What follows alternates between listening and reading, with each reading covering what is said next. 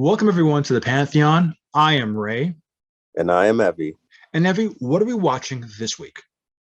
This week we are watching WandaVision. Great. This is the final three episodes. Yeah. This pulls back the curtain. What do you think is the major theme of this show? Obviously, it's like we're looking at television, but like, is there any kind of main theme that pops in your mind? Like this is the underlying theme of the show is what? Would you say? It's about what? Okay. About change and what can happen. Mm-hmm. People aren't what you think sometimes. You might think somebody's this and they aren't, that they could hurt you. Some people don't have your back when you think they do, and why things happen, you don't know sometimes. This show was really, really good. Mm-hmm. It kind of blew my mind. I would give it. Well, before you give the review, let's go. We want to establish a couple of things before that.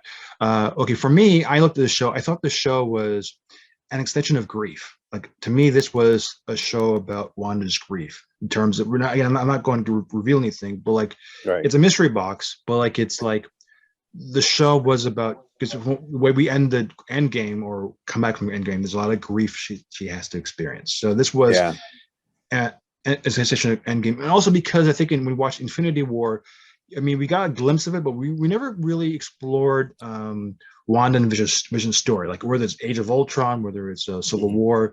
It's always like, because they have to share so much screen time, you can never really explore like how they fall in love, like what are the time, like you never saw that, and this allowed us to really see those moments of like what it was that connected them, for her to fall in love and vice versa into each other. So that was really beautiful.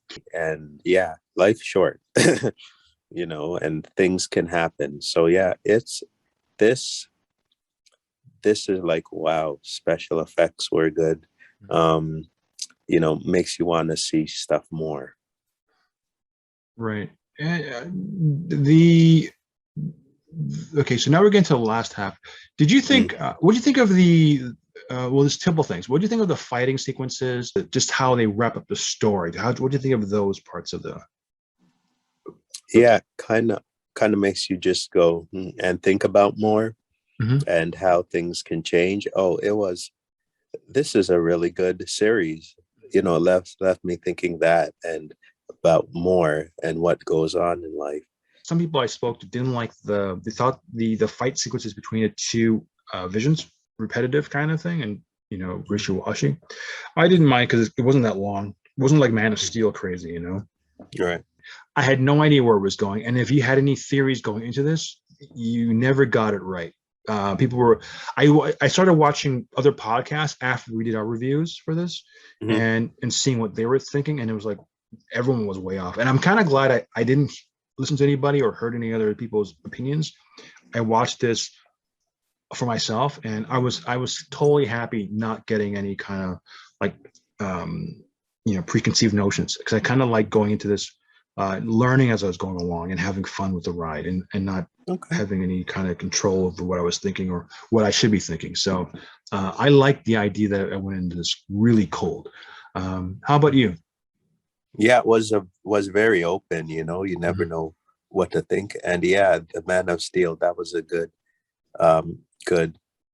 thing to, I guess, compare it to. And you're like, what, and I'm like, wow, that's why my brain is kind of, anyway, I thought it was really, really good. I can't wait to see what they do now.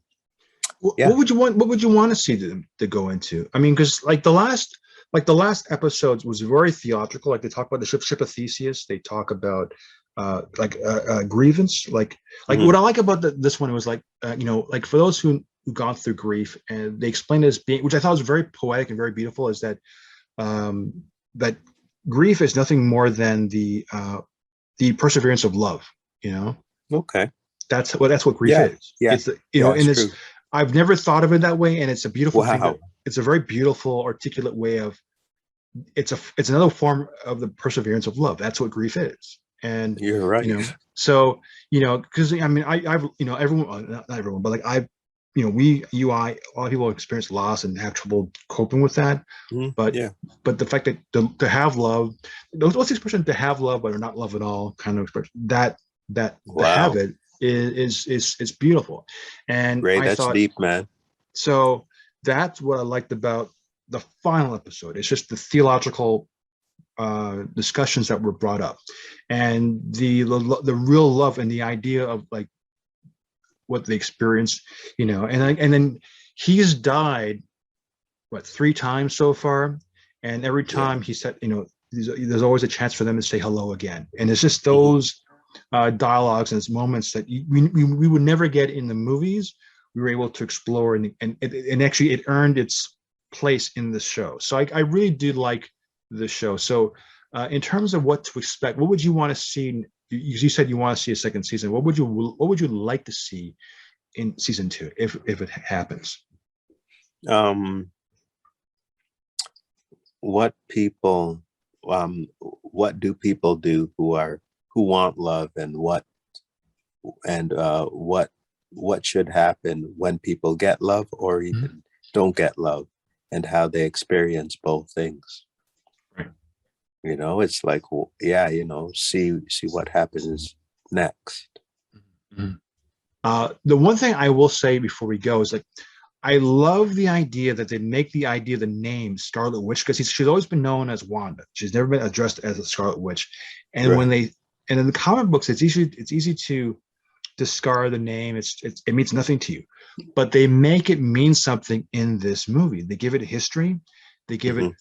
They make her like, you are, because of your hex powers, you are the Scarlet Witch, which we learn is more powerful and more it rivals the Sorcerer Supreme.